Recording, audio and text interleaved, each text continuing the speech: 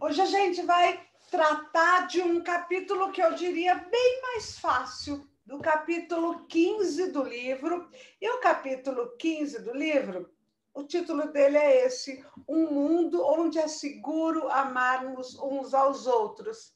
Olha que coisa interessante, né? A gente vive com medo no mundo que a gente está. As pessoas têm medo de amar. Né? Por que é tão difícil ter amigo? Porque a amizade é uma relação de amor. Por que é tão difícil para quem não tem encontrar um parceiro, uma parceira? Então, é disso que a gente vai falar, mas de uma forma no estilo da Louise Hay. Né? Vamos começar. Vamos lá. Todo mundo está vivendo a vida e a gente vai desenvolvendo ideia sobre todas as coisas.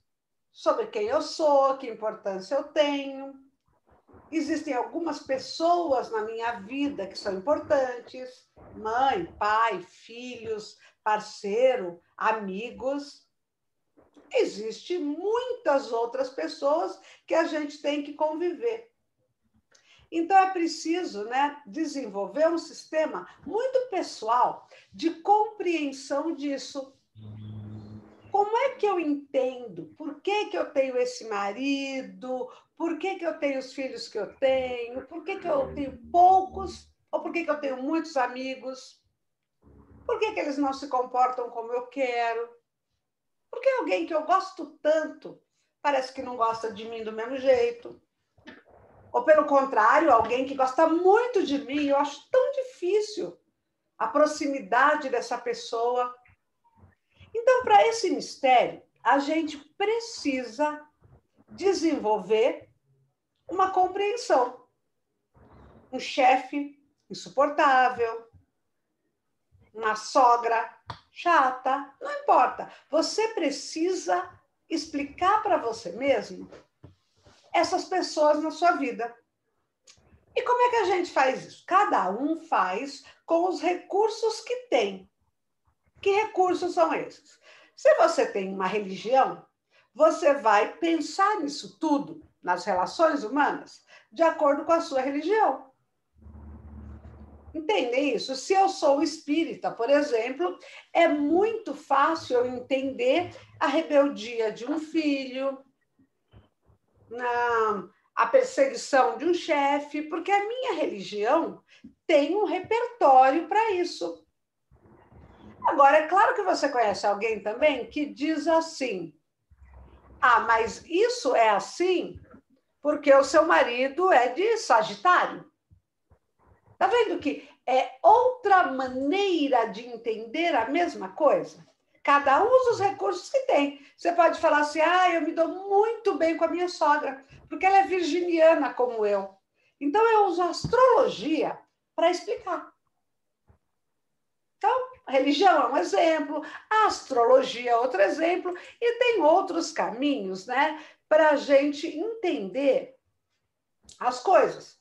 Tem gente que acredita em numerologia, tem gente que acredita em quiromancia, vai ver nas cartas.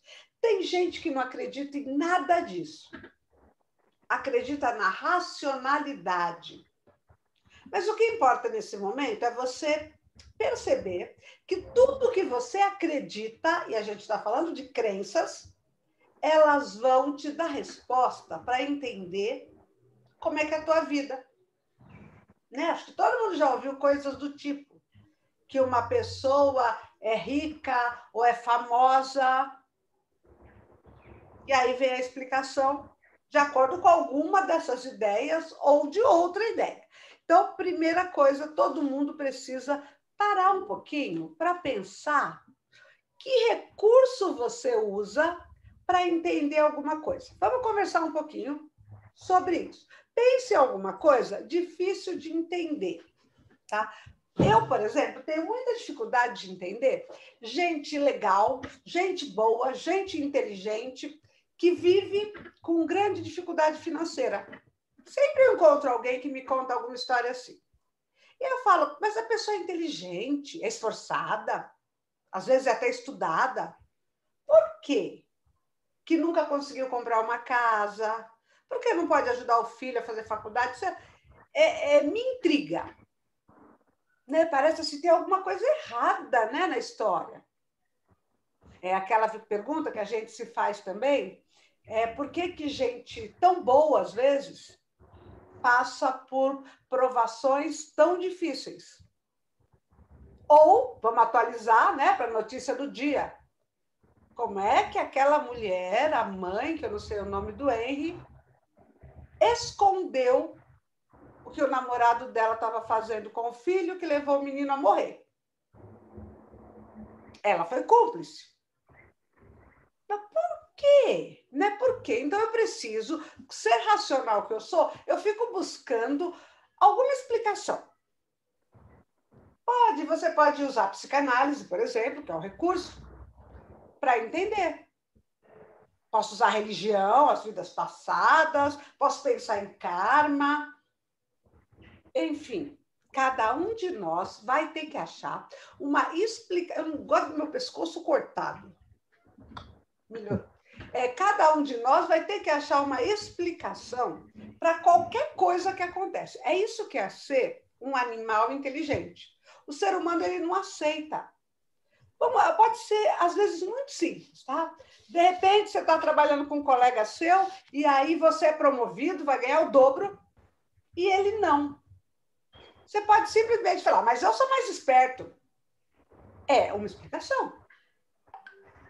O que interessa aqui é que para tudo que acontece no mundo e nas nossas relações, nós temos que ter uma explicação para nós mesmos. E aí o que eu pergunto para vocês é, como é que você explica?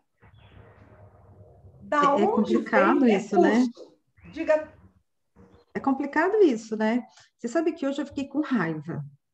Eu estou escutando uma telenovela que está contando lá a época do Cristo.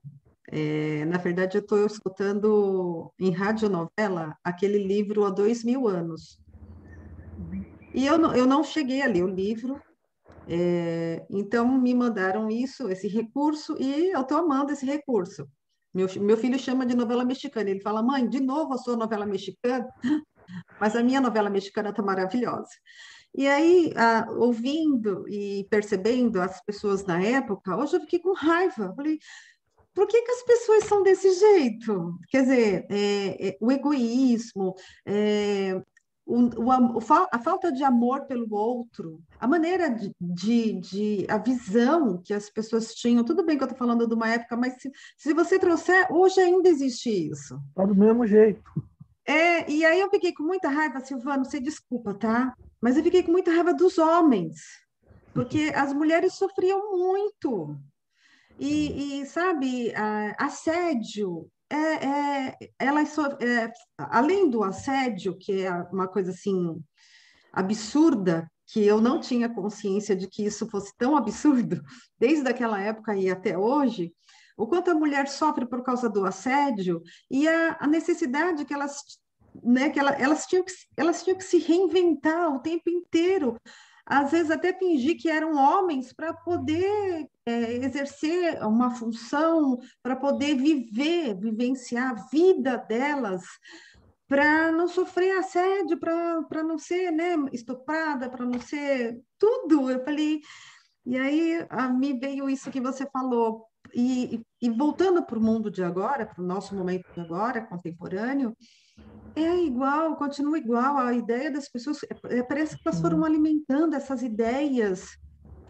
Eu, E aí a pergunta é mesmo, se não existissem esses recursos da religião, da astrologia, porque, na verdade, eu acho que a gente usa esses recursos para tentar aceitar de uma maneira mais, eu não digo, de uma civilizada. maneira menos pesada toda essa situação. E entender que, por que que as pessoas são tão invejosas? Que nem você, esse exemplo que você deu agora, a pessoa que não faz nada e aí olha para aquela que faz, que está ali, que está atuando, que está agindo, que está, né, que está se arrancando inteira ali da gaveta Porque é isso que a gente está fazendo hoje, né? A gente está abrindo uma gaveta e se arrancando de dentro da gaveta. Que roupa que eu posso vestir que vai dar certo? E aí o outro não faz, não tem essa atitude, não tem esse movimento, e acha que o que acontece com você cai do céu, que você é sortudo. Tá, mas olha que exemplo legal que você deu, Tânia. E como é que você explica? Por que tem isso? Pois é, acho que eu não consigo explicar. Porque Eu não consigo tudo a explicar. gente explica sim, tudo.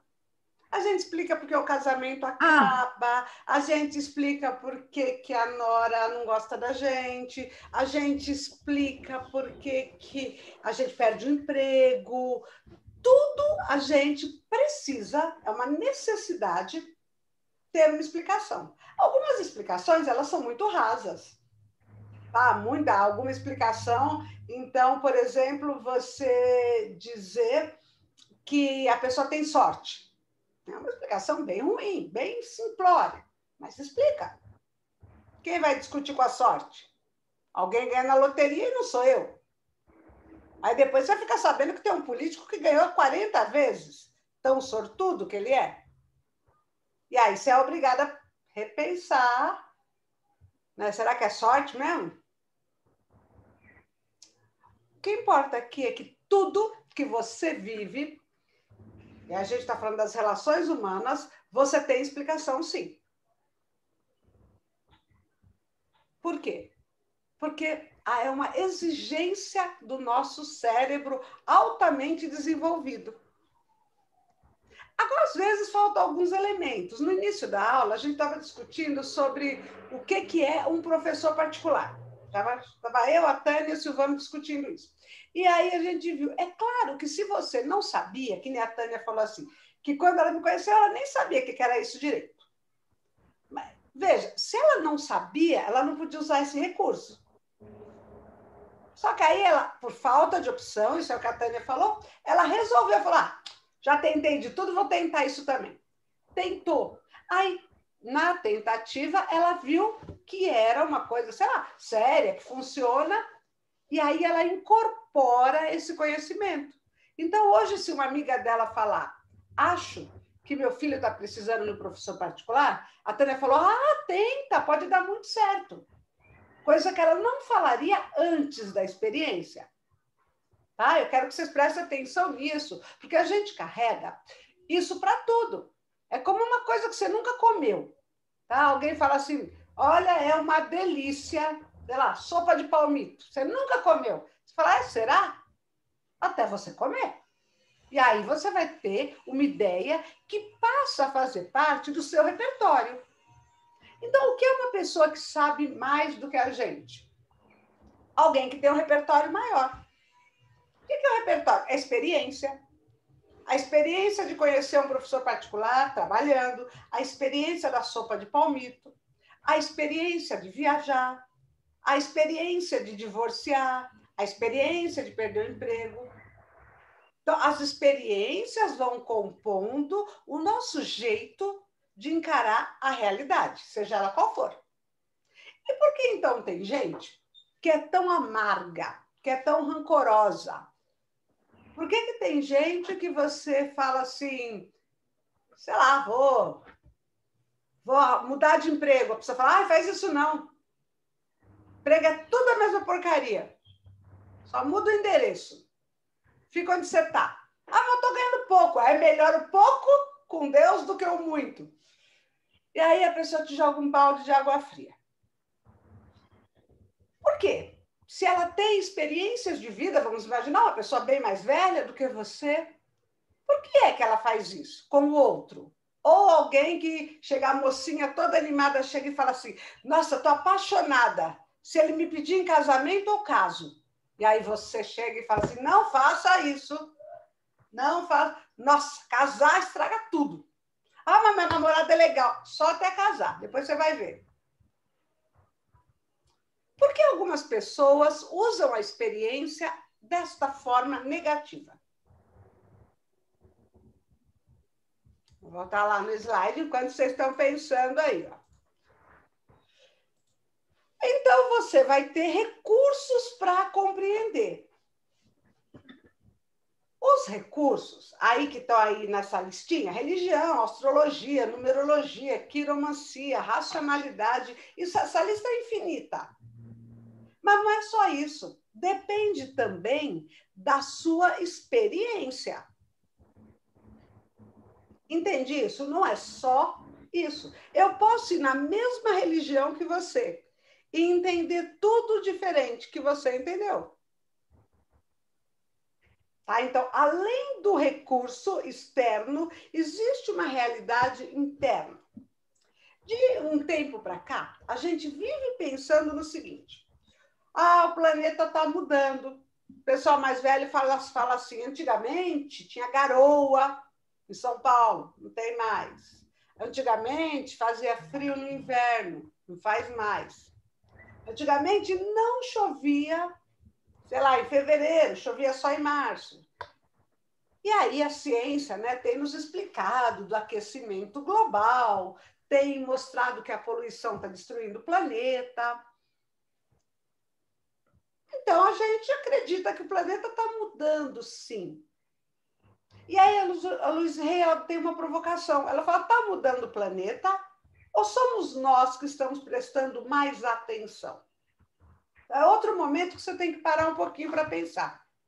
Né? Será que está mudando as coisas ou é você que está mudando? É o entorno ou é você que está mudando? Para avaliar isso, é só você pensar numa coisa que você já passou antes e que você passa ainda. O que acontece que faz mudar as relações? O que é que leva a isso? A situação é a mesma. Por que de repente muda tudo?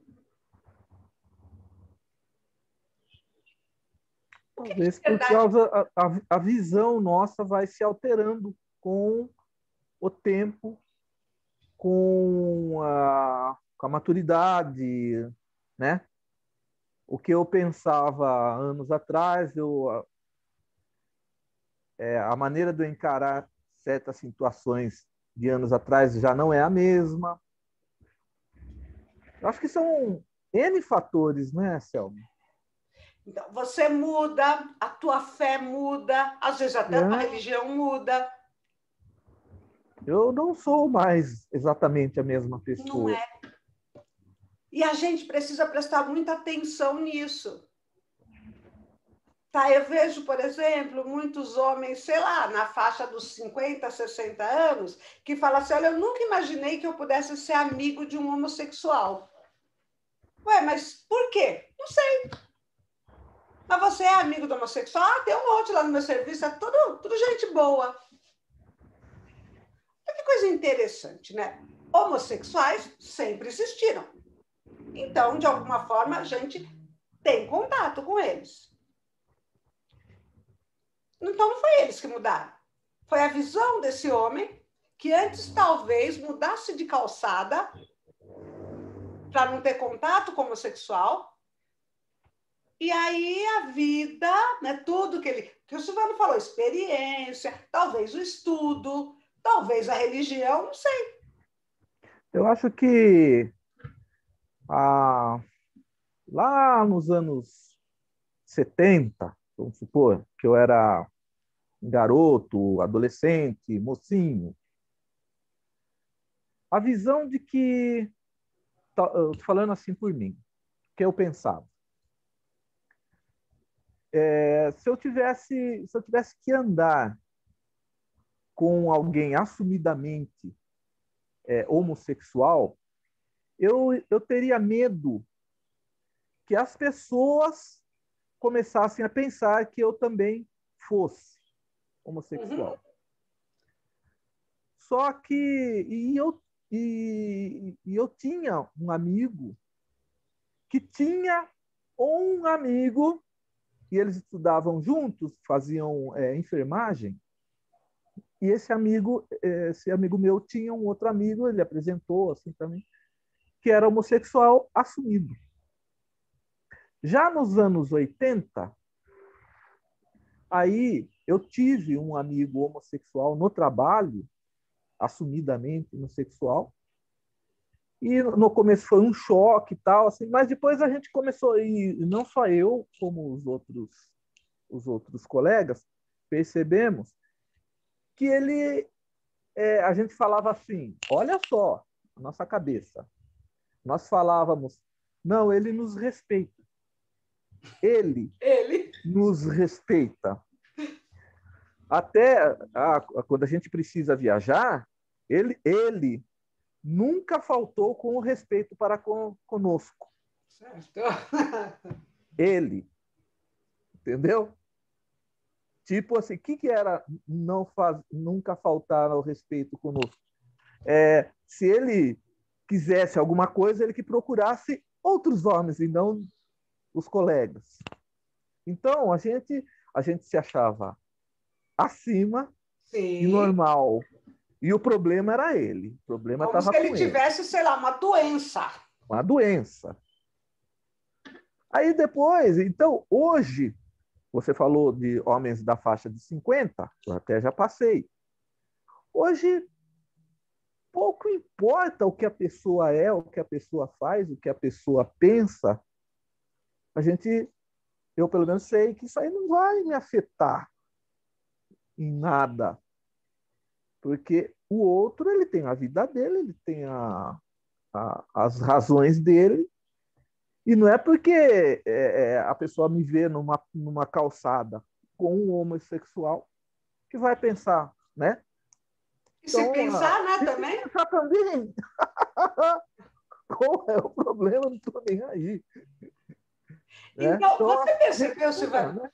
como você fez uma linha do tempo que começa lá na tua adolescência, onde você tinha medo, e aí esse medo no adolescente, ele tem muito a ver com a insegurança.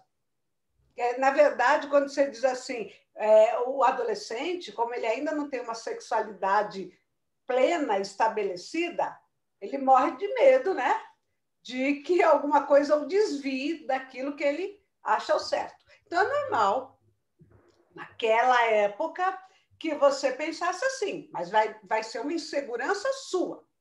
Também é normal que você hoje esteja como está. Porque você tem segurança da sua vida, do que você escolheu para a sua vida, da sua sexualidade, e você não está mais nem um pouco preocupado com o que as pessoas acham sobre isso, se elas quiserem achar alguma coisa. Isso é resultado da maturidade. Isso é Mas resultado... e no coletivo? Não entendi, E no Silvana. coletivo? Então, mas isso você está me falando de mim. Aham. Agora, e transportando para o coletivo? Então, é disso que a gente vai falar agora na sequência da aula. Isso tem que ir para o coletivo e vai de maneira muito lenta. Mas eu acho que isso são as experiências, né, Selma? As experiências... Por exemplo, vou dar um exemplo. Desculpa, gente, que eu tô andando, eu apareci, que meu filho, eu acabei de chegar com a minha filha do médico e agora ele falou assim, mãe, eu tô com muita fome. Aí eu vim fazer um pão para ele. Que bom! Mas sabe o que eu acho? Que tem as experiências, por exemplo, antes de ser mãe, eu pensava uma coisa sobre quem tinha filhos. E tinha várias teorias na minha cabeça. Depois que você tem filhos, tudo muda, aquelas teorias vão por água abaixo, porque não é assim, né? E hoje eu enfrento a seguinte coisa: quem tem um filho vive uma situação. Eu tenho dois, um menino e uma menina, a Tânia sabe dizer, é completamente diferente. Não tem como eu me comparar com uma mãe que tem duas meninas ou uma mãe que tem dois meninos, porque a relação entre eles é... E se você tiver três, é a mesma linha. Outra coisa já. Exatamente. Sim. Essa situação que você está falando, ela continua. Se você tivesse mais um filho, ou tiver mais um filho, você vai perceber que é totalmente diferente. Mas olha que bonito que ficou, mesmo ouvindo a aula, eu fiz direitinho os pãezinhos dela. Ai, gente, que situação, ó, meu filho. Pronto. Não, ser mãe é fogo, né? Pronto, agora alimentada eu consigo terminar a aula, gente. Então, vamos Mas lá. eu entendo que quando a gente tem a experiência, seja de casar, por exemplo, eu moro longe, o fato de você viver a experiência também quebra alguns paradigmas que você faz, que você repensa, e você acha assim, nossa, a época mudou. Não, não foi a época que mudou, foi a experiência que me fez ver de outra maneira, né? Na verdade, aí agora estão duas coisas importantes colocadas. Primeiro, que não é o lado de fora que muda, é o lado de dentro, a gente que muda. E aí o Silvano tocou num ponto muito interessante. Esse movimento, ele é pessoal, só que ele também é coletivo. E essa coisa do coletivo, ela complica tudo. Porque ao mesmo tempo em que algumas pessoas estão num determinado nível de compreensão, outras pessoas estão num nível muito diferente. E isso, né, é a discussão do capítulo de hoje. Como é que a gente vai melhorar enquanto planeta, enquanto mundo? Eu acho que todo mundo já entendeu como é que a gente tem que melhorar individualmente. Que é você que muda, não é o outro, não é o mundo, é você. Você só pode fazer por você. Isso entendemos. Aí, Silvano toca nesse ponto delicado, esse ponto nevrálgico, que é pensar, tá, eu estou tentando, eu estou me esforçando, mas e o restante? O restante tem um ritmo que ele deixa de ser individual, ele é coletivo, e a gente faz parte. Pessoal, que interessante que são as coisas que a gente pode pensar, né, sobre isso. Quando a gente pensa que o planeta está mudando, existe alguns indícios. Eu estava falando de clima. O planeta, ele é vivo e a gente faz parte dele. Então, acho que todo mundo já pensou no fato de que tudo que está no planeta está sendo destruído pelo ser humano, que é o ser mais inteligente do planeta. Então, a gente está aí nesse esforço enorme para se melhorar e no coletivo parece que tem um esforço enorme para destruir tudo. Aí parece contraditório isso. A gente vê uma humanidade na individualidade tão preocupada em se melhorar, em ir na igreja, em fazer terapia, em ajudar o próximo. No entanto, o planeta está cada vez pior. A astrologia tem uma explicação interessante, né? Que a gente está vivendo a era de peixes. Uma era de peixes é um período que começa lá no século V e que está rolando até agora. E nesse período, a humanidade fica procurando a salvação fora. Fora, que eu quero dizer, em Deus, é na religião, nos líderes políticos. Então, tudo isso é característica da era de peixes, de uma humanidade que procura salvação fora dela. Agora, no final da era de peixes, a gente está tomando consciência, né? A gente já faz um tempão aqui que fala, não, eu não posso esperar meu marido mudar, meu emprego mudar, minhas amigas mudarem, a casa espírita mudar. Eu é que tenho que mudar. Então, essa mudança de foco significa que o ser humano está aprendendo que ele precisa ter uma conscientização pessoal, que não vai ser Deus, não vai ser o Espírito, não vai ser Jesus e muito menos o político que vai resolver a vida de ninguém. A figura de Jesus, ela é muito emblemática, né? A figura de Jesus caminhando sobre as águas, que está lá em Mateus. O que é, né? O Jesus caminhando sobre as águas, é um milagre. Mas não foi eu que caminhei sobre as águas, foi ele. Ele era o pescador de homens. Eu sou um homem, eu sou como um peixe.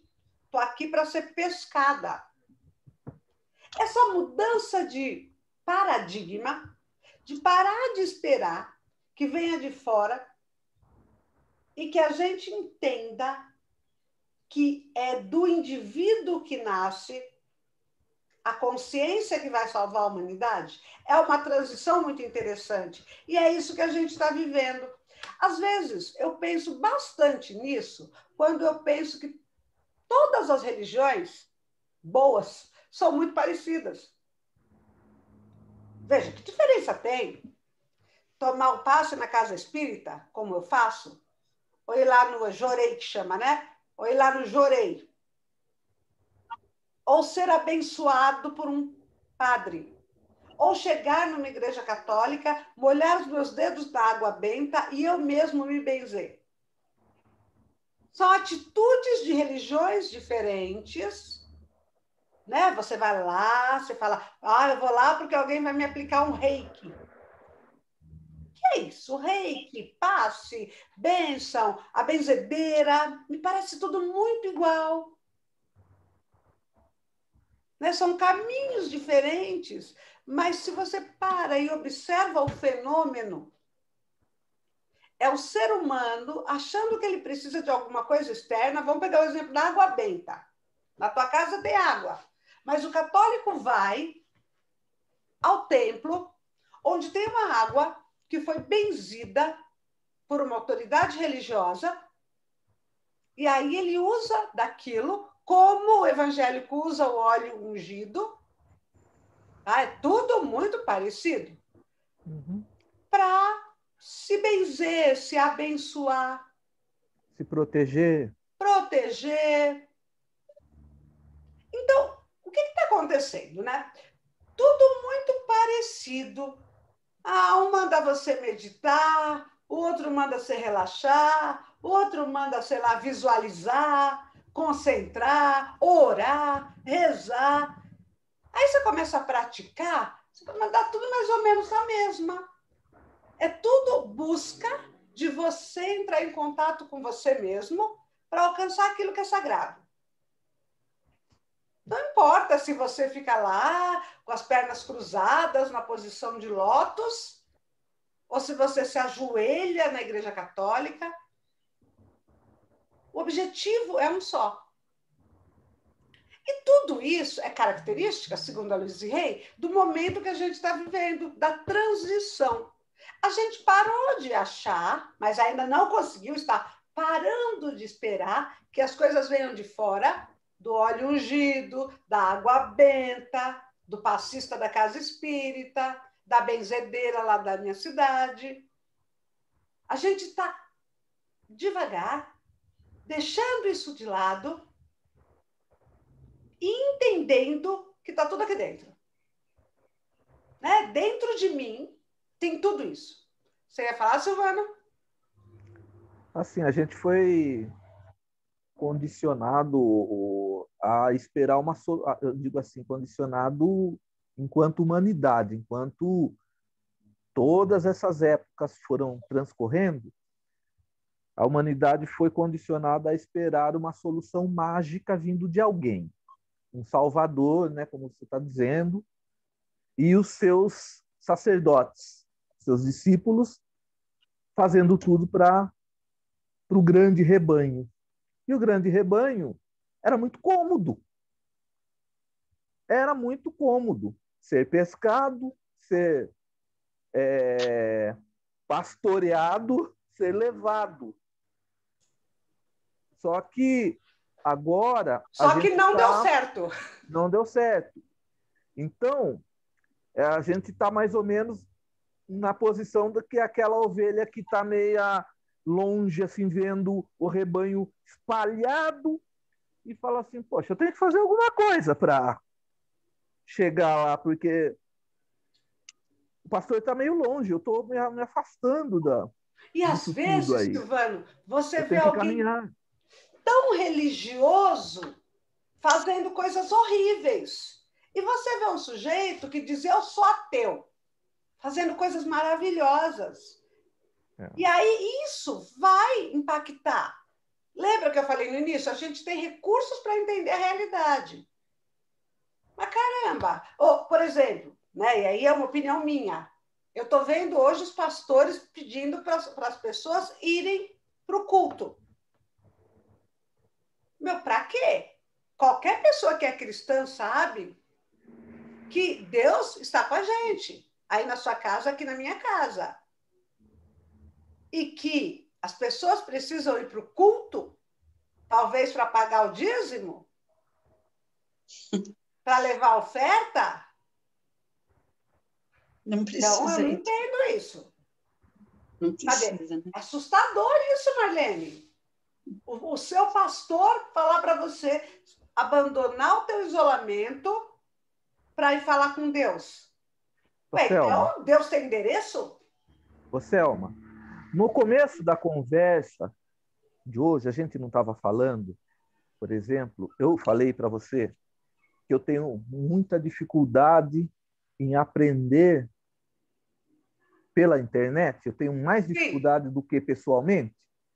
Eu acho que no caso da religião e no caso de você impressionar, a religião que precisa de impressionar as pessoas, o que é que impressiona mais?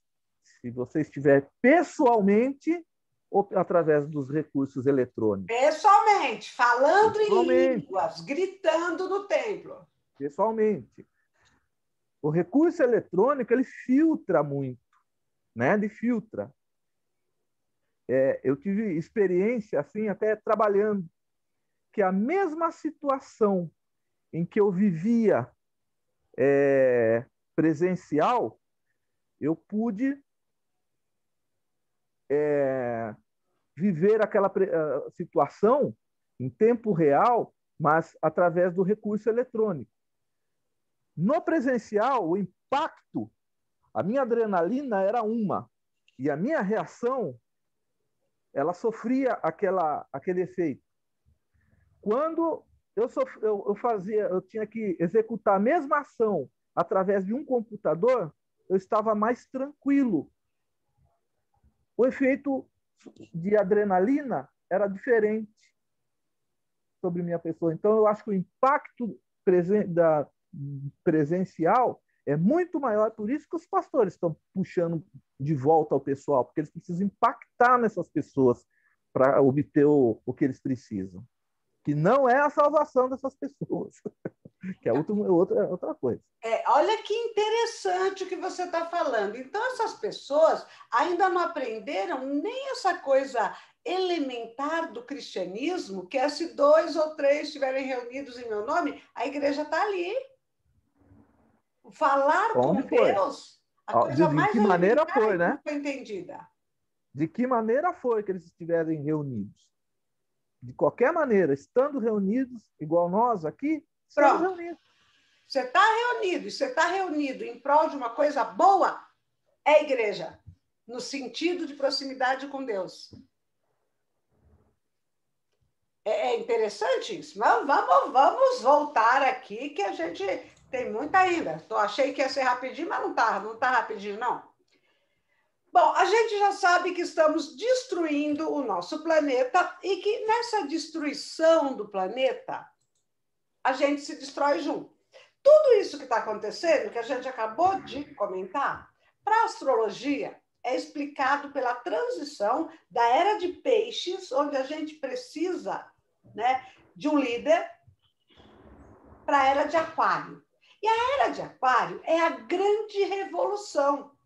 Que revolução?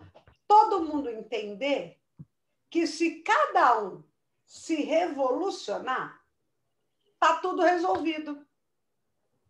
Se cada um entender que eu não sou de um país ou de outro, mas que eu sou humano, eu não sou branca ou negra, eu não sou rica ou pobre, eu sou só humana, as coisas vão se resolver. Então, é um período que ainda não começou, mas que as pessoas vão estar preocupadas em buscar salvação dentro de cada uma. Porque não adianta nada. Você pode ser o Papa, mas se você não cuidar do seu lixo, você está ferrando com o planeta. Não adianta nada. Você pode fazer caridade todo mês, mas se você não sorrir para o porteiro, ou para o gari, ou para o balconista da padaria, está faltando caridade. Só que isso são coisas da pessoa, de cada um. Então, essa revolução, ela não precisa de guerra, tá? Ela não precisa de mudar de lugar, ela não precisa de nada. Ela precisa que cada um faça dentro de si. Vamos pensar, quando você fala, vou fazer uma revolução dentro de mim, tá bom. É uma revolução em tudo. Pensa que a gente vive num mundo, por exemplo, onde um monte de gente tem crenças sobre tudo isso que está aí. Não existe amizade entre homem e mulher. A família é uma coisa fadada ao fracasso. Trabalhar é ruim. É preciso que a gente reveja cada uma das nossas crenças. Né? Fé. Falar, não, eu acredito em Deus. Ué, às vezes a pessoa acredita em Deus e fica esperando o quê? Um anjo cair do céu para falar com ele, porque ele não enxerga, né, o irmão que aparece na vida dele com a necessidade. As pessoas às vezes acham que são honestas, quando na verdade só está faltando oportunidade para a desonestidade. Algumas pessoas acham que são corretas, tirando vantagens indevidas. Então, o apelo aqui é que as pessoas entendam que a revolução interna ela está se processando. Que ninguém deve se achar especial. Ah, eu já fiz a minha reforma íntima. Não, ninguém fez, gente. Está todo mundo engatinhando. Porque são muitos setores da sua vida que você tem que olhar. Tá? Porque, de repente, se você para examinar o que você pensa, talvez você ache que é melhor ser branco do que ser preto, ou que é melhor ser casada do que divorciada. E você aprendeu, né? Que não é para julgar as pessoas, mas isso é julgamento. Às vezes você pensa, no fundo do seu coração, que o fulano não tem dinheiro para pagar aluguel porque ele é preguiçoso, safado. Quer dizer, a caridade não aparece. E só você pode encontrar isso dentro de você. Pode buscar. Porque não é possível uma revolução para criar um mundo melhor com pessoas piores. As pessoas têm que se melhorar. E a única pessoa que você tem que resolver é você. Quando as pessoas de verdade forem nesse caminho, haverá uma revolução. Porque isso é altamente contagiante. Do mesmo modo que a desonestidade, o mau caratismo também é contagiante. Né? A gente vive falando, né? O filho do político é ladrão, o neto do político é ladrão, porque ele foi educado dentro da crença de que ele pode roubar. Talvez porque ele é político. Mas a gente não está aqui para condenar ele. Né? A gente devolve o troco errado. A gente tem que ver só o mini-mundo, né? O microcosmos que você habita. A Heloísa Rey, ela vai umas ideias muito interessantes que ela fala também, não é para a gente ficar falando aqui se rouba, se não rouba. Mas tem coisas muito simples, como você come comida de verdade? Você evita o desperdício mesmo? Às vezes a pessoa tem, sei lá, 10 cobertores. Alguém precisa de 10 cobertores? Não. E a gente não gosta, né? Parece uma coisa extremamente trabalhosa. Porque porque a gente vai ter que ir de encontro à nossa problemática, que é uma coisa muito individual. Por quê? Que você acha o que você acha e faz o que você faz. Mas a Heloísa Rey está propondo que a gente pense nisso em termos planetários e não em termos individuais. Porque tudo isso, a sua fé, os seus valores, a sua sexualidade, como o Silvano estava falando agora. O que eu penso sobre a sexualidade? Será que eu acho que ser heterossexual é mais adequado ou normal do que ser homossexual? E se eu acho, por que eu acho? Por que eu critico? Por que eu condeno? Ou não? A gente tem que tomar posse do que a gente acha, entendendo que a gente é parte de um todo, que é o planeta. Porque, veja bem, se você é um homem que acha que os homens são superiores, veja, metade do planeta já ficou abandonado por esse seu discurso, inclusive as suas filhas, a sua parceira. Então, é preciso pensar sobre todas essas coisas. Para quê? Para mudar. A gente precisa mudar. Porque senão a gente vai ficar achando que Jesus andou sobre as águas porque ele era Jesus. E aí, que nem a Silvana falou, que eu achei muito legal, a gente vai continuar sendo peixe, ficar esperando ser pescado. Não! A gente tem que tomar posse da nossa vida e da nossa responsabilidade no planeta. Nenhuma vida humana é um acaso e pode ser desperdiçada. Nem a minha, nem a sua. Você tem que fazer alguma coisa importante. Falar, o que eu vou fazer importante? Eu não sou artista, não sou político. Talvez criar uma família de gente melhor. Talvez, com o seu trabalho, criar um mundo melhor. Só que pode ser coisa muito simples. Né? A Luiz fala de reciclar o lixo. Gente que recicla lixo é uma exceção. Gente que se preocupa com o seu lixo já é uma exceção. A maioria das pessoas joga no lixo e esquece. E o planeta está virando um lixão. Entende como a mudança pessoal, simples, ela torna cada ser humano responsável pelo planeta? Aí, né, principalmente quando eu falo com adolescente, eles falam assim, nada disso, quem polui o planeta são as empresas. Isso é verdade. Não é o seu lixo. Só que você faz parte do todo. E as empresas são formadas por pessoas que estão lá dentro. Então, se você acha assim que o que você pode fazer é muito pouco, porque você é só uma pessoa comum, é só você imaginar que se cada pessoinha fizer alguma coisa, o resultado é gigantesco. Se cada pessoa abandonar o seu comodismo, se cada pessoa deixar de se omitir, cada vez que você recusa uma embalagem, cada vez que você economiza uma água, isso é importante, sim.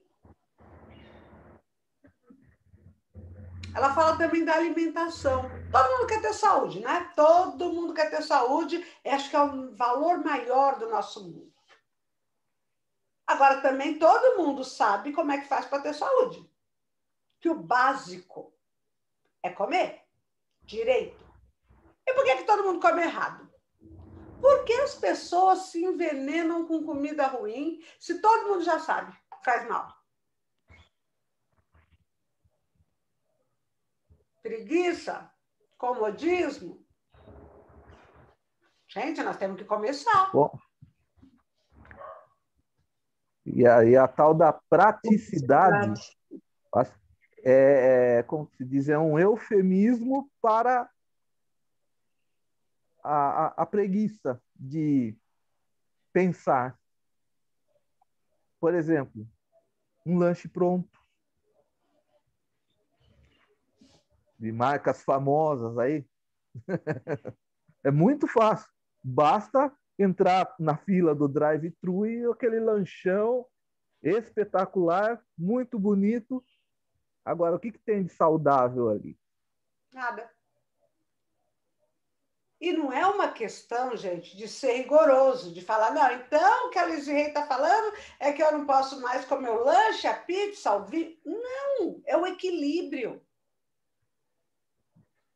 Tá? A geração de obesos que a gente tem no mundo agora é resultado, não é de comer uma pizza no sábado à noite. É comer mal de segunda a segunda. É tomar refrigerante todos os dias.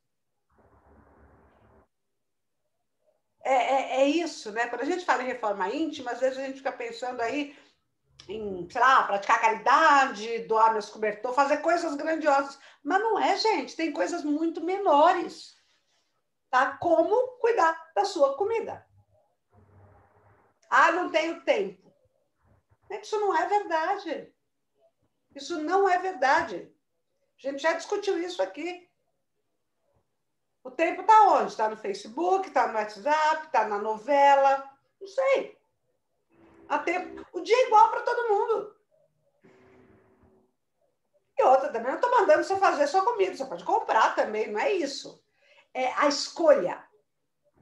Por quê? Porque se você escolhe a gordura, se você escolhe o açúcar, se você escolhe o excesso, você vai ficar doente. E aí, sabe o que acontece? A gente tem uma geração de pessoas que vive achando que depois de certa idade, todo mundo é doente. Isso é mentira. Envelhecer não é sinônimo de adoecer. As pessoas estão doentes por causa dos seus hábitos, não por causa da idade. É só você olhar em volta que você vai ver que não é, isso não é verdade. Algumas pessoas, cada vez menos, envelhecem muito bem. Mas isso é resultado do hábito. E não resultado nem do remédio, nem da genética. Sozinha a genética faz muito pouco. Mas a gente parece que, às vezes, não quer abrir mão de nada. Quando eu falar abrir mão de nada, a gente está falando disso aqui, né? Todo mundo aprendeu isso aí na escola. Isso aí é a pirâmide da alimentação que os professores ensinam. Ó, lá embaixo tem peixe, lá embaixo tem batata, lá embaixo tem carne. Isso que você tem que comer. Isso é comida de verdade. Ovo, verdura, legume. A gente gosta de outras coisas, o que o Silvano chamou de prático. O prático, a gente tem que moderar. O industrializado. Se você lê lá atrás do que você come, tudo que eles botam na sua comida, você leva um susto. É um tanto de conservante, acidulante, etc. Precisa limitar. E isso é difícil. Isso é o enfrentamento de você com você mesmo. Eu já ouvi muita gente me dizer que não consegue diminuir a quantidade de Coca-Cola que toma. Veja que isso é igualzinho o bêbado que não consegue parar de beber. A alimentação, ela tem o poder de revelar o que a gente pensa e o que a gente faz. Olha que coisa interessante, né? Ela revela o que eu penso. Muita gente hoje pensa que a comida pronta é melhor que a comida caseira. Isso não tem o menor fundamento. Porque quando eu cozinho na minha casa, eu escolho os ingredientes. E é claro que eu escolho o melhor para minha família. Dentro daquilo que eu posso comprar, sempre farei o melhor. Agora, a comida pronta, ela segue a lógica da mercadoria. Ganhar dinheiro. Então, ela não pode ser de... Ah, mas é mais gostoso. Gente, isso é hábito. Isso é crença. E é claro que Big Mac é mais gostoso do que brócolis. Porque o que dá sabor às coisas é a gordura. E os molhos gordurosos vão dar o sabor que o brócolis refogado nunca vai ter. Porque ele é brócolis. Então, a gente tem que ter consciência, saber que a gente pode tudo, mas nem tudo me convém. Você pode gostar de Big Mac? Come Big Mac. Pode comer até toda semana, se você quiser.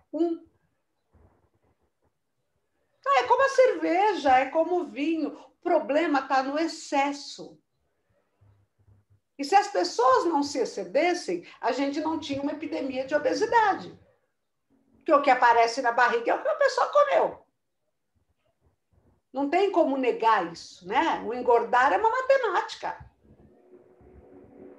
Aí, por que eu como demais? Né? Tem pessoas que falam, eu como tão pouquinho. Mas você come pouquinho comida com um alto teor de gordura e de açúcar. Isso tem que ser estocado em algum lugar. Mas é tudo coisa que todo mundo já sabia. Eu acho interessante isso para a gente pensar que, de forma íntima, uma revolução na humanidade depende de atitudes bem simples. Uma coisa assim que eu noto, né, porque eu vivia nas casas dando aula, é isso. As crianças têm o hábito da família. Então, é muito interessante. Não é todo mundo, meus filhos às vezes falam, todo mundo come Big Mac todo dia. Não é verdade isso. Tá? Então, não é obrigado a seguir. As pessoas têm que estabelecer o que é melhor para elas. Aí a gente fica doente. Aí eu acho que eu estou ficando doente porque eu estou ficando velha. Não, a gente está doente por causa dos maus hábitos. E os remédios são cada vez mais necessários, porque quando a gente começa a tomar remédio, o corpo ele vai, como a gente diz popularmente, se acostumando. As bactérias vão se adaptando. Então, na verdade, o que vai curar a doença é a alimentação, não é remédio. Porque o remédio, ele faz com que você precise cada vez mais de remédio. Né? Você toma um para uma coisa. E aí você tem outra coisa que precisa de outro remédio. Acho que todo mundo já percebeu isso. Né? Tem gente que toma remédio para acordar e depois toma remédio para dormir. Tem gente que toma remédio para ficar alegre e depois tem que tomar remédio para acalmar, porque ficou muito agitado. Porque essas reações que o remédio provoca, elas não são naturais. Elas são artificiais. E aí você precisa de outro remédio. E de remédio em remédio, a gente vai ficando mais doente. A Luiz Rey diz que o que resolve não é remédio, então. Gente, eu não estou, nem eu, nem ela, estamos sendo contra remédio. É contra o excesso que isso tomou da nossa vida. Ela diz assim, tudo que você precisa para ficar bem está em você. O combustível do seu corpo é comida boa. E o combustível da sua alma, da sua humanidade, é amor. Então, você tem tudo dentro de você. Se você cuidar da sua saúde, você vai envelhecer bem. E se você tiver amor no seu coração, não vai faltar nada. Como é que a gente ajuda o planeta? Né? O planeta está ruim. Mesmo que a gente está nesse esforço, a gente está melhorando, mas o planeta não está melhorando. A proposta do livro é você usar o mesmo método. Que método, né? Por exemplo, aqui, a gente já tem discutido tanto. Uma das coisas que a gente já entendeu é que reclamar não resolve nada. Principalmente reclamar do outro. Aí a Luiz Rey fala assim, você tem que usar tudo que você aprendeu para você para o planeta. Se você acredita que você mesmo pode transformar suas crenças, seus pensamentos, para viver cada vez melhor, isso pode ser feito no coletivo também. Então, tudo que você tem aprendido de evolução pessoal serve também para a evolução planetária. Ser positivo, não reclamar, ensinar. Gente, ensinar é uma coisa fabulosa. Porque as pessoas querem que as pessoas se comportem direito, mas ninguém quer ensinar. O tempo todo eu encontro pessoas de todas as idades que fazem errado porque nunca foram ensinadas a fazer o certo. Então, a gente tem que estar ensinando. Não é ensinar só o seu filho, é ensinar todo mundo. Aqui é sem arrogância, mas aquilo que você já sabe que está certo, você pode levar. É uma coisa assim muito comum. Você começa a comentar na tua família que reclamar não adianta nada. Logo você vai ouvir isso de alguém que aprendeu. Alguém que já incorporou aquilo que você ensinou. Outra coisa importante, não é o governo que vai salvar o planeta. O governo também não vai salvar você. A verdade, o governo são pessoas que agem bem ou mal, como todo mundo. Quem pode salvar? Cada um de nós. Como é que a gente salva, né? A arma mais poderosa sempre vai ser o amor. Se o planeta é nosso, a gente vai ter que cuidar dele, porque não tem outro lugar para a gente viver, para a gente morar. Então, eu queria terminar, né, a exposição parando para pensar nisso. O que cada um pode fazer em termos de coletivo? O que vocês podem fazer aí? Já que vocês têm feito tanto para melhorar a vida de cada um, a consciência de cada um. E no coletivo, o que dá para fazer?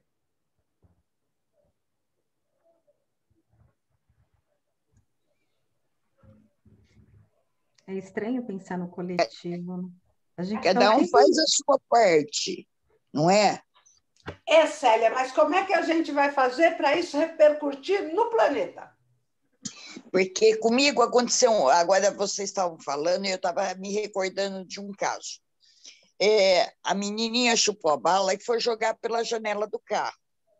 Aí o outro já gritou, tia, a Bárbara está jogando papel pela janela, né? Eu falei, tia, tem o lixinho que é para colocar tudo dentro do lixinho, não é para jogar pela janela. Aí ela falou assim, mas um papelzinho, ao menino, o outro pequenininho falou assim, é um papelzinho seu, mas aí o outro também guarda, o outro também guarda para pôr no lugar certo, né? Aí vai ter um monte de papelzinho. É uma coisa tão simples, né? Mas tão verdadeira, Célia. Então, quando vocês estavam falando, eu estava me recordando da conversa dessas duas crianças, né? Que aconteceu comigo. Eu falei, realmente, então, quando eu vou fazer alguma coisa, eu sempre me recordo. Eram duas crianças, mas que hoje eu não esqueço da lição.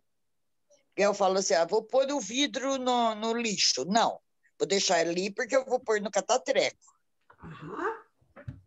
Né? Vou jogar uma lâmpada, que é isso eu fiz hoje, por isso que eu lembrei. Vamos pôr na caixinha, pus lá, né? Lâmpada, né? Cuidado, frágil, lâmpada, né? Para pôr separado, né? Então, no coletivo, assim, que eu estou entendendo, né? É que se cada um de nós fizer uma parte, né? Nós vamos conseguir com que todo mundo, mas não é o que acontece. Porque nós estamos numa época agora, melhor do que nunca, eu acredito, vendo, eu fui antes de ontem fazer uma consulta, mas quando eu cheguei lá, o rapaz veio e falou assim, eu vim buscar a minha guia. Aí a moça falou assim, sinto muito, mas o senhor não pode entrar porque o senhor está sem máscara. Mas eu quero só pegar o papelzinho, eu não vou contaminar ninguém, eu não quero entrar aí dentro. Ela falou, mas eu não posso atender o senhor. Pois eu saí de lá 1 hora depois e o homem continuava encostado lá, esperando para a moça entregar a guia dele. Então, a máscara hoje está mostrando para muita gente a aglomeração. Não é para fazer, mas todo mundo se acha no direito de fazer, de passar perna nas pessoas, né? Ninguém tem paciência mais para falar assim, ó, você tem que tomar uma vacina com 67 anos, né? Ah, não, mas eu tenho 66, eu vou lá, porque daqui 6 meses eu também já tenho 67, né? Então, tá muita... hoje em dia, ninguém mais pensa no outro. Eu acho que antigamente tinha isso. A gente pensava no vizinho, a gente pensava no amigo, no compadre, na Eu acho comadre. que não. Ah, sabe, eu morei longe daqui, eu morava no Eloy Chaves. Antigamente, Eloy Chaves era Fim do mundo. no fim do mundo. Porque quando eu fui para lá, não tinha nenhuma padaria, né? Aí o pessoal ali, todo mundo se conhecia. Se conhecia, não, falava bom dia, boa tarde, tudo bem e tal, né? Acabamos ficando todo mundo conhecido. Então, um vinha para a cidade e falava assim, tô indo para Jundiaí, como se Eloy não fosse Jundiaí. Mas a gente falava assim, eu estou indo para Jundiaí. Você precisa de alguma coisa? Quando eu mudei para Hortolândia, eu ainda tinha esse vício de perguntar para o vizinho se ele precisava de alguma coisa do mercado. Eu vim de um lugar que o pessoal precisava. Que lá não tinha nada. Então, a gente vinha na feira, ou eu vinha trabalhar, falava assim, hoje eu vou no mercado. Alguém precisa de alguma coisa? E o pessoal falava, eu preciso disso. É daí que eu vou pegar o dinheiro, você traz para mim. Eu acho que tinha assim, muito calor humano, que hoje não tem. Eu não sei, Selma, eu não concordo, mas aí a gente vai ter que conversar. Selma, Fala, Silvana. você perguntou como que a gente acha que a gente pode influenciar a nível de planeta. Eu acho que, por exemplo, para mim, para você, para cada um de nós que estamos aqui reunidos, influenciarmos a nível de planeta, não é assim de hoje para amanhã. E nós somos meia dúzia. Para influenciar a nível de planeta, a gente precisaria multiplicar. Só que nós somos observados por uma parcela da população que realmente pode multiplicar isso aí, que são os mais jovens, as crianças. Por exemplo, tudo o que a gente fizer é observado pelos nossos filhos, pelos nossos netos. E a criança, a própria Célia falou, a criança, por exemplo, se numa época de pandemia a família usa máscara, segue corretamente as orientações, a criança vai estar observando isso aí. E ela vai estar replicando e multiplicando. Então, se a gente quiser mudar o planeta, primeiro, é lógico que começa com a gente mesmo. São as nossas atitudes, são os nossos exemplos. E as crianças vão multiplicar isso aí, porque não é possível a gente atingir todo o planeta. Ninguém atinge todo o planeta. Mas a gente planta sementes que vão germinar muito rápido assim, e levar toda essa ideia que a gente tem, todas essas atitudes. Isso mesmo. Perfeito. É saber isso. Perfeito. Estar consciente disso. Fala, Marlene. Perfeito. A gente tem... Não, perfeito essa análise. Mas eu também concordei. Achei muito legal, Silvano. Porque o bacana é a gente ter essa Concordei com a Célia, porque esse individualismo está muito exacerbado hoje em dia. Tá ruim. O que a Célia falou Eu acho que é uma percepção assim muito pessoal, assim de achar que antigamente as pessoas se ajudavam. Mas eu também acho que antigamente as pessoas fumavam muito, antigamente as pessoas tinham muito mais preconceito, a maioria das pessoas. Então, porque eu acho que é um conjunto de atitudes mais amplo do que essa ajuda, como a Célia colocou. Agora, o que é bacana é ver, por exemplo, uma criança, que essa criança aprendeu com alguém, com a professora ou com a mãe, a corrigir o amiguinho que joga lixo pela janela. Isso atinge o planeta. Por isso que eu concordo com o que o Silvano falou. A gente tem que ter a consciência do nosso papel, consciência de que cada gesto seu acaba se tornando um exemplo. E é isso que vai levar a sua atitude pequena a virar uma coisa planetária. É isso que vai estender para longe qualquer atitude que a gente tenha. Então, isso é muito importante. É, por exemplo, a criança que leva o papelzinho de bala até pôr no lixo em casa, ser valorizada por isso. Sabe? Você acha a mochila do seu filho cheia de papel de lixo, né? Aqui em casa era assim, cheia de lixo, não é para brigar. Que lindo! Ele trouxe o lixo para casa. Tudo bem que ele esqueceu 15 dias o resto do sanduíche.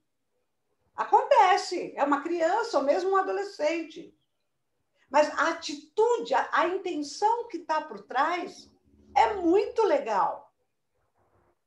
Foi não largar o lixo na calçada. A gente precisa reconhecer essas coisas. Porque a gente é espelho em todos os sentidos. Acho que eu já contei isso para vocês, que uma vez uma diarista trabalhando na minha casa disse assim: ai, dona Selma, se eu tivesse dinheiro que nem a senhora, minha geladeira ia ficar cheia de refrigerante. O que ela estava querendo me dizer é que na minha casa não tem refrigerante, era uma crítica. Mas o que eu respondi para ela? É uma oportunidade. Falar, refrigerante faz mal, refrigerante engorda, refrigerante estraga os dentes, e eu não compro mesmo. Ah, mas seus filhos não gostam? Adoram. Quando vão na lanchonete ou na festa, é a primeira coisa que eles querem, porque na minha casa não tem. E não vai ter. Porque é uma coisinha que eu posso fazer para diminuir o consumo deles. Eu parei de tomar porque eu quis parar. Eles não querem parar. Mas eu não vou gastar o meu dinheiro com uma coisa que só vai fazer mal para os meus filhos. Ah, mas eles gostam, você tem que agradar eles. Com certeza eu vou achar um jeito de agradar que não faça mal à saúde deles. É tudo resultado de você parar e pensar. Você tem que encontrar, aprender e ensinar para que reflita como aprendizado para o planeta todo. Sabe, é muito comum, por exemplo, adolescentes, principalmente agora na pandemia, quererem passar a vida dentro do quarto. Isso faz mal. Não é chatice de mãe nem de vó. É vitamina D necessário para o organismo. Então, a gente tem que ser firme naquilo que a gente sabe que é certo. É disso que a aula fala. O que você já aprendeu não pode ficar só com você. Eu já aprendi que refrigerante só faz mal, é que nem bebida alcoólica. Ah, eu consegui parar de tomar refrigerante. Parabéns, Selma. Mas eu gosto de beber vinho. Eu bebo no fim de semana. Porque se eu beber todo dia, vai fazer um estrago na minha saúde. Ah, eu queria? Eu queria. Eu tenho que ser adulta. Né? Eu mando em mim. Isso vale para tudo. Vale para o chocolate, vale para o doce, vale para a academia, vale para a comida. E, sobretudo, né, a gente sabe que o exemplo é o que mais ensina. Vale também para a gente levar a mensagem. Para a gente, toda vez que vê alguém fazendo uma coisa certa, falar, ó, legal. Legal que você não joga lixo na rua. Sabe, quando alguém recusar um alimento ruim e pedir um bom, parabéns. Uma música ruim, um programa ruim. Ô, Selma. Está atento. Fala, Ô, Selma, um bom exemplo disso é o uso do cinto de segurança. Como começou lá atrás e quem foi que impulsionou o uso sabido já, quem impulsionou os mais reticentes a usar o cinto de segurança? Foram as crianças. Quando o pai ou a mãe ou alguém deixava de pôr o cinto de segurança, toda a família tem aquela criança que falava: "Oh, põe o cinto". Toda a família tem. Está sem voz. Selma, você está sem... Está fechado. Mesma coisa com o cigarro, Silvano. Há 30 anos atrás, fumar era um charme. Hoje, a gente tem que ter coragem de falar. Fumar só faz mal. Tem gente que fuma? Tem, cada vez menos. Porque as pessoas estão aprendendo. Elas estão cuidando delas. Ninguém coloca aquela foto que tirou há 40 anos atrás com cigarrão. Ninguém tem vergonha. Tem vergonha. Isso é aprender. Isso é aprender de verdade. A gente precisa valorizar isso na nossa vida pessoal e nessa propagação, nessa possibilidade da gente levar essas verdades para os outros. Sabe? Quando a Gabriela falou hoje assim, a mãe de um filho, de 2 filhos, de 4 filhos, cada situação é uma. Gente, isso é uma discussão importantíssima, Gabriela. Porque antigamente, o que o pessoal falava? Que ser mãe era uma coisa maravilhosa, sagrada, que toda mulher queria ser mãe, que eu tenho os filhos que Deus me deu. Tudo isso era uma fantasia embaixo da qual as mães sofriam horrores. Hoje não, hoje você vem e você fala com naturalidade. Eu tenho um menino e uma menina, é diferente, Selma, você só tem 2 meninos. Eu sei que é diferente. A gente tem coragem. Porque tem um monte de gente aí que não tem filho ainda e que precisa se deparar com essa verdade. Não ficar achando que a maternidade é um mar de rosas, como se falavam quando eu era mocinha. Porque não é. E se alguém hoje me disser que horror, não quero ter filho, faz o que você quiser. Ninguém é obrigado a ter filho. É uma escolha.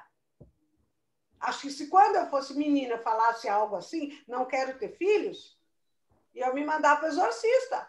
Porque ia falar, como que uma moça fala uma coisa horrível dessas? Não é horrível. Então, engraçado, e hoje em dia... A gente já aprendeu para todo mundo. Que alguma coisa a gente já aprendeu, né? Oxe, quanta coisa! É verdade. E hoje em dia, você vê, os jovens não querem ter filho, né? Não pensa igual a gente pensava. Eu acho que se eu fosse jovem hoje, eu também não ia querer ter filho. Ou então, se eu tivesse a opção de ser ou não mãe de novo, eu não ia ser mãe de novo de jeito nenhum. Eu nunca quis ter. E se eu fosse jovem de novo hoje, eu ia ser mais esperto. Eu falo isso para meus filhos, né? Eu nunca quis ter. Mas se eu fosse jovem hoje em dia, aí eu seria até mais esperto. Não, eu falo para meus filhos e falo muito para os meus alunos homens, que os homens eles sentiam, né, condenados às decisões das mulheres, que eles não precisam mais ser assim. Eles têm meios reais de porque fazer o que querem. também tinha a cobrança em cima dos homens. Oh, você não consegue fazer um filho, não? É. Ah, eu lembro que tinha mesmo isso. Que coisa horrível. Sempre teve, sempre teve. Sempre teve. E é a mesma para a mulher, tá? A mulher que não queria ser mãe, ela também acabava sendo questionada no seu feminino, como homem na sua masculinidade. Então, você precisava esfregar na cara do mundo que você era homem ou mulher, com filho. Que aí você ia ter que aguentar, porque ninguém ajuda, né? Todo mundo cobra que você tem um filho, 2 filhos, que você case, mas na hora do vamos ver... Parabéns e se vire aí. Exatamente. É bem isso mesmo. Um pacotinho de fralda, agora é com você. Quando meu filho caçula nasceu, eu tinha juntado um guarda-roupa inteiro, cheio de fraldas. Aí eu lembro das pessoas falando, nossa, você não vai precisar se preocupar. Gente, não durou 40 dias. Guarda-roupa de fralda foi embora. E era caro. Nossa. Não era tão barato igual. Eram caras. Era Caras. É verdade. Bom, Tá bom. a aula foi excelente, foi muito boa hoje. Quem conseguiu aproveitar aí toda essa comunicação, todas essas informações. Você vê como essas informações elas vão mudando a nossa vida? A gente começa a praticar um pouquinho aqui, um pouquinho ali, ou então começa a refletir a respeito delas. Você vai automaticamente fazendo mudanças sem perceber? Nossa, é assim, indescritível como é visível a evolução das pessoas que têm interesse em conversar sobre essas coisas, tá? É verdade. Interesse. E você vê que o que está faltando hoje nas pessoas é exatamente isso, interesse. Interesse de buscar informações que façam com que você reflita de forma diferente, que você tenha um olhar diferente, que foi quando a gente começou a conversa, falando de educação. Como você se educar? Porque isso que nós estamos fazendo é uma educação, a gente está se educando, está se reeducando, está se libertando de hábitos antigos, percebendo que os hábitos antigos só fazem mal, não fizeram bem, porque se tivesse feito bem, você não estava onde você está hoje. A sua vida não estava a meleca que é hoje. Né? Então, começar a olhar para isso e perceber que não é tarde. Nunca. E não é impossível. Esse movimento pode... Eu acho que enquanto nós estamos vivos nessa vida, a gente tem que estar disposto a fazer tudo para ser melhor, para se melhorar. Porque é assim, é começando de cada vez que a humanidade vai conseguir melhorar. E não continuar nessa alienação.